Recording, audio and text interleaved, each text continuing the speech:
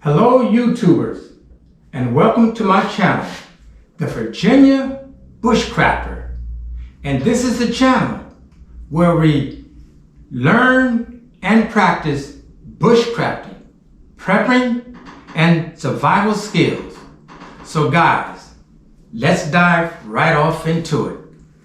What I want to focus on today is what is in your firebox. Let me know what's in your firebox. I'm going to go over a couple of things that are in my firebox, not all the time, but most of the time. And these are very, very important things. As we know, shelter, fire, and water are the utmost importance. When we go into the bush sometimes, we have to make a decision. Do we make a shelter first or do we build a fire? It all depends on the weather, because what we do know that we can go up to 3 days without water, but we can only go up from 8 to 21 days without food. So again, shelter, fire, and water are the utmost importance. And again, it depends on the situation. If it is very, very, very cold, I'm pretty sure a lot of people would make the fire first.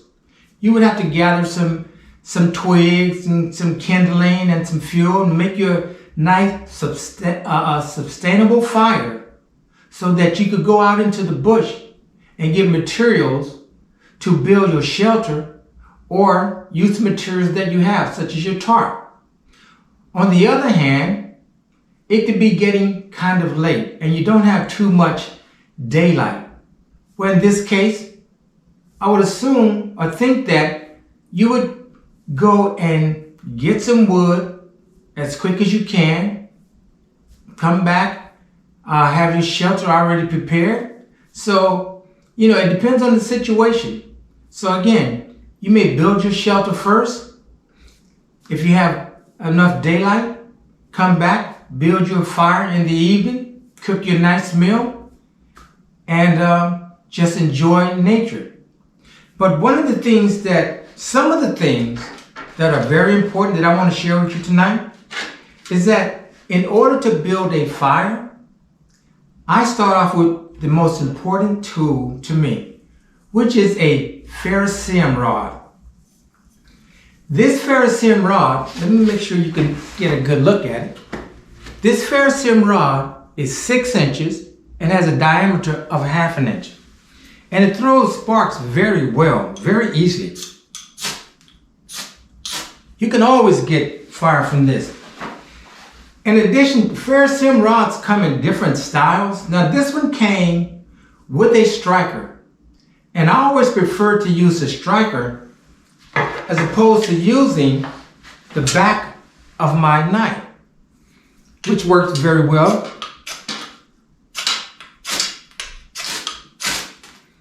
So the spine of your knife, if it is 90 degrees, you can get a spark from a ferrocerium rod.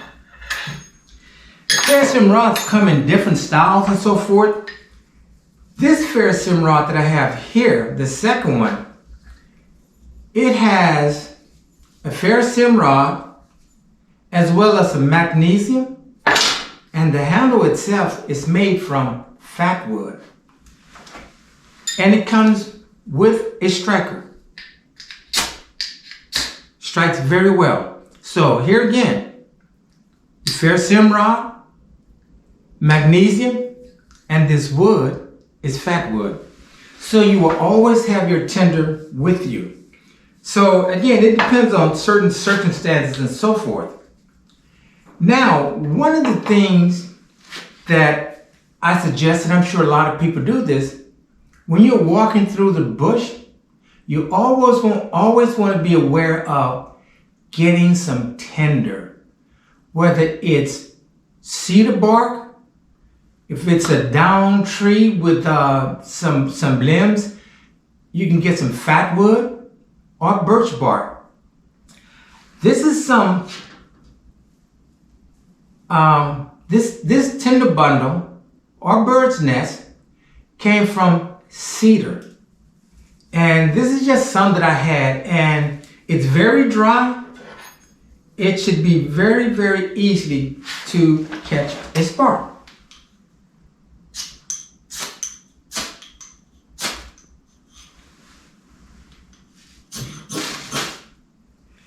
There you have it.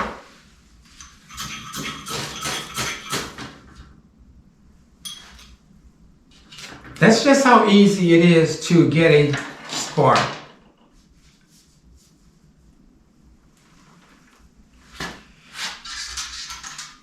The next thing that is very good, that I always try to make I always look for is birch bark. Birch bark has a lot of oil in it, and it takes the ferrous hem rod rather easy.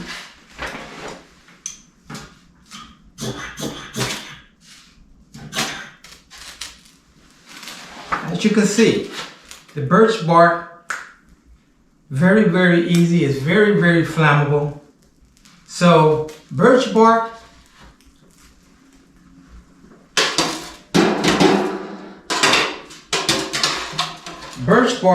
and cedar is very good. Another one that I look for a lot is fat wood. I would go to the tree, I would saw the branch off where it's broken, and I would take the fat wood and make shavings from it. This is another good source of tinder.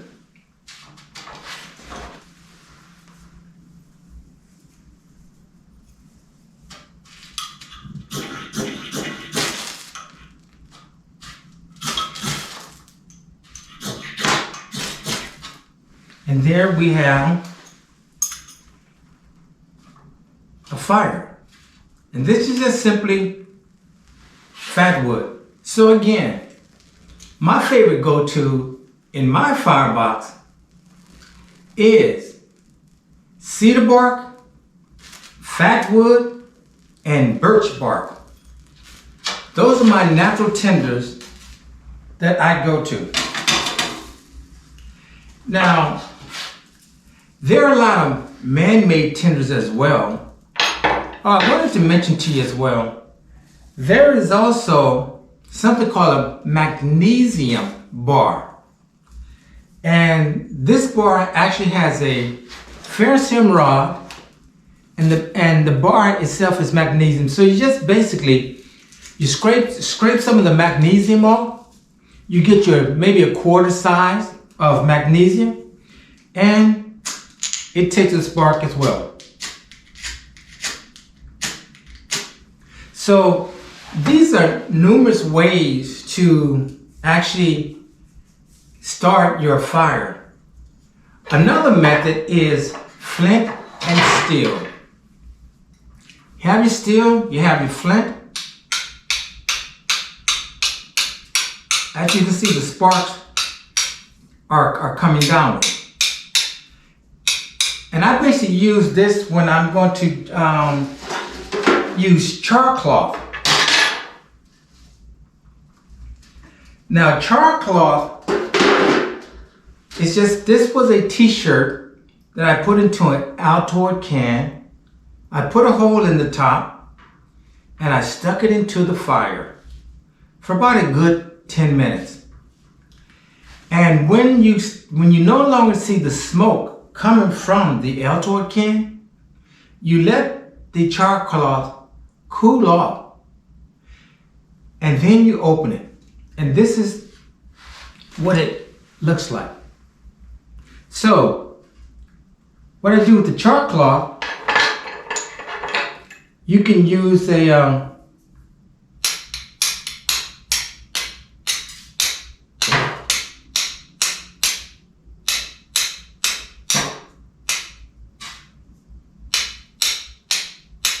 okay, there I have an ember.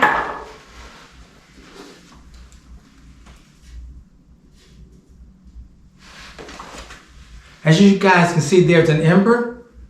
And I just take it and I put it inside of a bundle.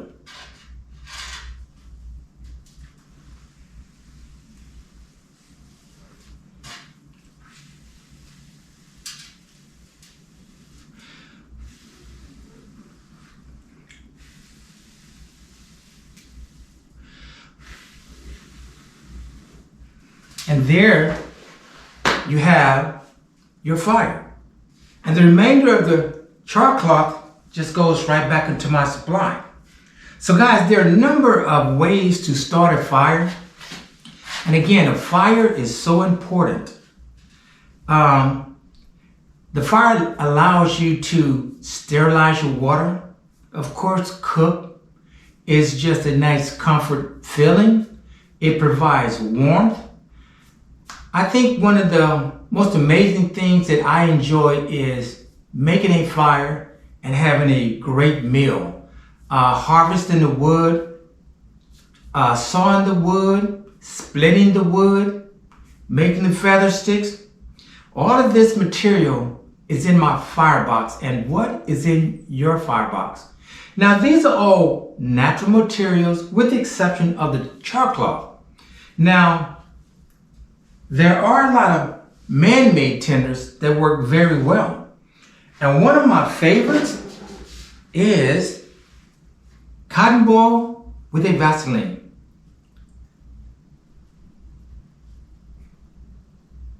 This is almost a fail-proof method. So I am going to take a ferrocerium rod,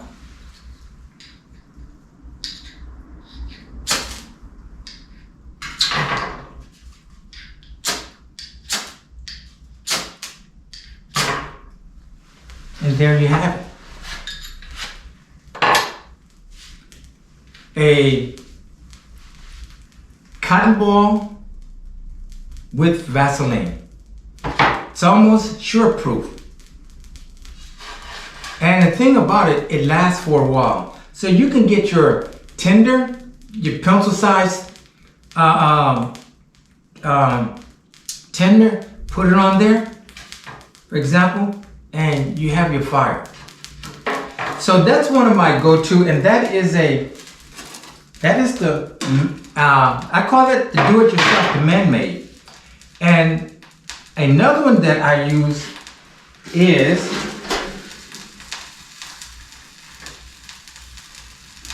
dryer lint. With the dryer lint, this is another sure method of lighting your tinder.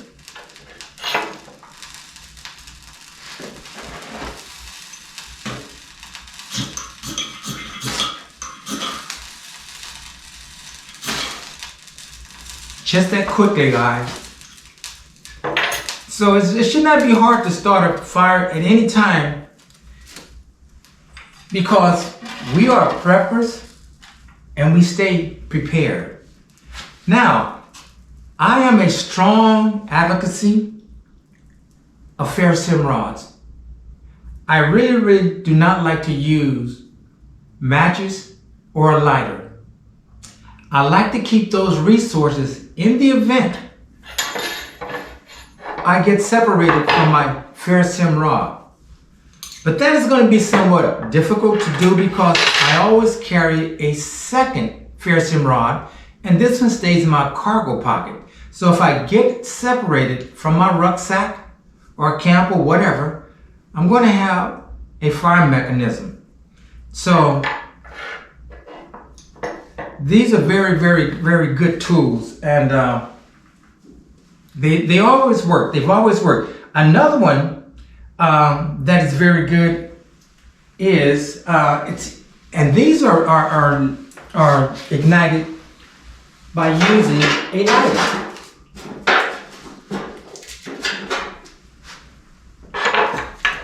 Let me just get the other one.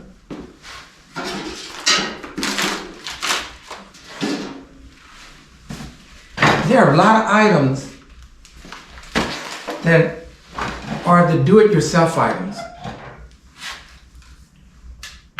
And One of the items that I have plenty of because I used to ride a bike a lot is a bicycle tube. Now, of course, you will need a lighter with this, but I usually take a 3-inch patch portion and just stick it in my firebox. And rubber, this will last a long time. If it's raining, this is one of your best tools. A rubber inner tube from a bicycle. Another item that is very good, hand sanitizer. And this is ignited with a lighter or a match. So when we go to have our dinner, our lunch, or breakfast, and we clean our hands, we have something to start a fire with. And it burns a very blue color, so it lasts a while, so you always have a fire. You can always start a fire. Fire, shelter, water, very, very important. Another thing that we use is paracord. And of course, this is an item again to use with a lighter. We have 7 strands in here. But the good thing about the paracord, it burns slowly.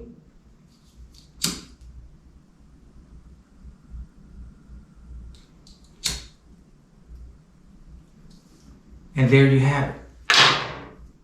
Another system of fire. Just put this on the ground, put your kindling over it, and just let it build. Another one that is very good, and I use a ferrocerium rod, is jute twine. Now you can pick this up in your local store, and you just break it off, twist it in the opposite directions, and just make a tinder bundle out of it. One thing about the jute twine, it burns very quickly.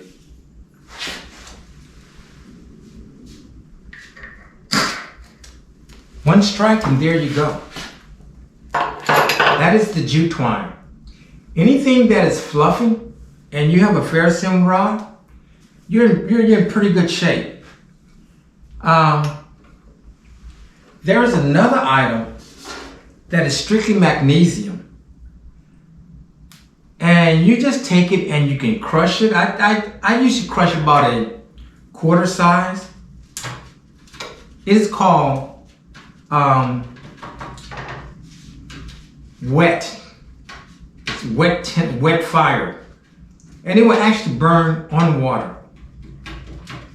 So I just take it, crush it up, about a dime size.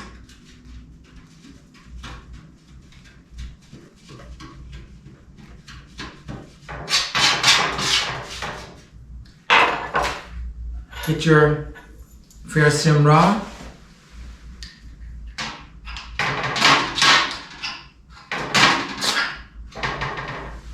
One strike and there you go.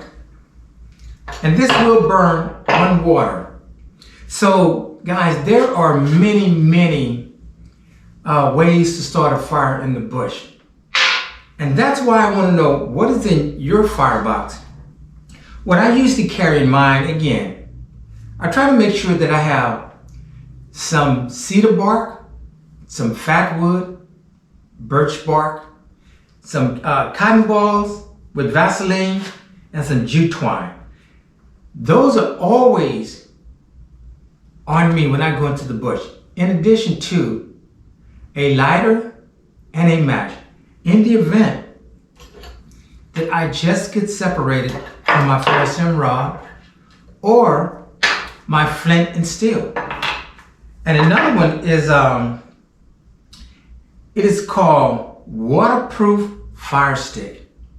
Now you can take one of these waterproof fire sticks and actually put them in a can and keep your hands warm for 10 or 15 minutes.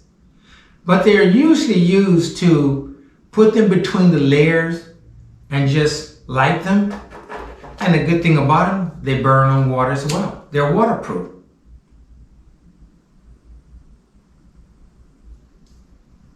This will burn for, this portion here, I'm sure will burn for a good 10 minutes. So, but again, guys, I prefer fair simrod. And my theory, if it is fluffy, it will light. So guys, I just wanted to speak with you, let you know what's in my firebox, and I want you to let me know what is in your firebox. There are many things. As a matter of fact, as I said, you have your jute twine, you have your dry lint from the dryer. I mean, we just never run out of things to start a fire.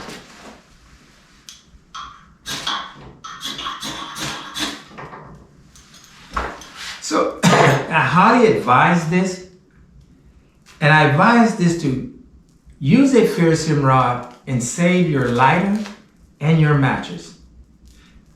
Those are valuable resources when you are in the bush. Always try and look for tinder as you're walking. Even if it is raining, snowing.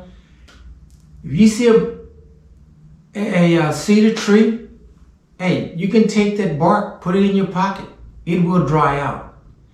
If I see a tree that are falling down birch bark, I'm going to have tinder for a while. Same thing with fat wood. So those are my go-to. They stay in my firebox. Again, guys, let me know what is in your firebox. So, guys, hit that like button. Leave me your comments. Share this video and subscribe to my channel by ringing that bell, and you will get all my notifications when they drop. Okay, YouTubers.